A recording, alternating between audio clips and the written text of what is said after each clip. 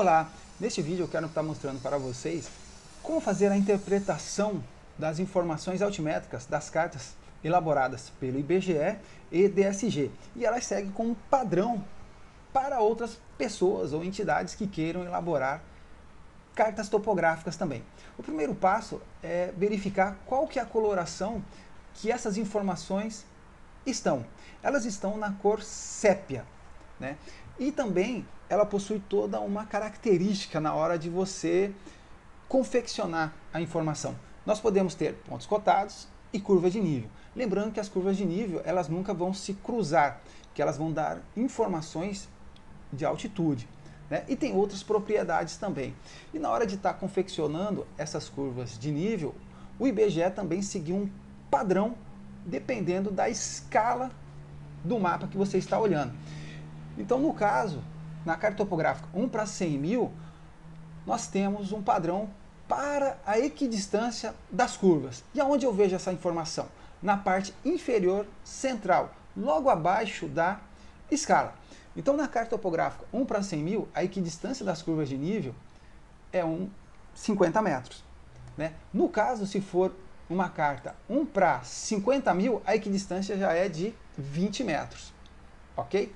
Então, o próximo passo, vamos dar uma olhada aqui na carta e verificar essas curvas de nível. Observe que nós temos algumas curvas um pouco mais grossas e uma mais fina.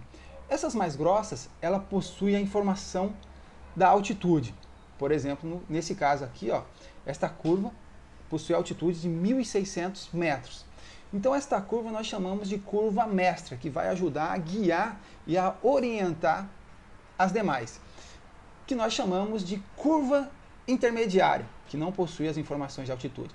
Mas através dessas curvas mestras e também de outros elementos contidos na carta topográfica, como por exemplo a drenagem, nós podemos saber interpretar e verificar qual que é a cota dela. Como nesse caso, nós temos aqui uma drenagem, a nascente e a foz.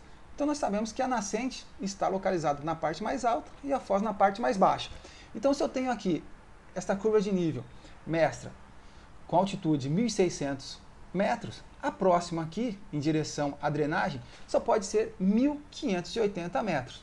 Depois, 1.560, 1.540, 1.520 e 1.500, que é outra curva mestra. Então, eu tenho aqui, ó, a altitude dela, mais para frente, mostrando que é 1.500 metros.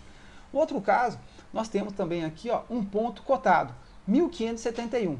Também sei que através dessa outra drenagem, o relevo está caindo. Então, se esse ponto cotado é 1.571 metros de altitude, esta curva aqui só pode ser de 1.560 e assim por diante.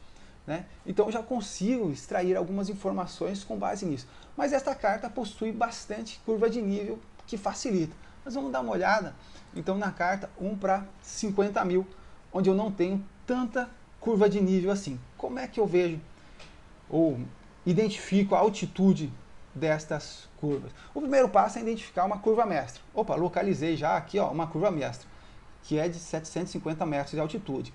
Então eu tenho a drenagem. Opa, eu sei que aqui está caindo novamente ou declinando o relevo. Então esta curva aqui, se esta é 1.750, esta só pode ser 700 metros de altitude, né? Se essa aqui é 700 metros de altitude, esta outra curva aqui do outro lado também só pode ser de 700 metros de altitude, que eu tenho até os pontos cotados aqui, ó, de 740, 739, que me ajudam a identificar a altitude desta curva. Então este é o princípio inicial para fazer a interpretação das curvas de nível. Ok? Obrigado.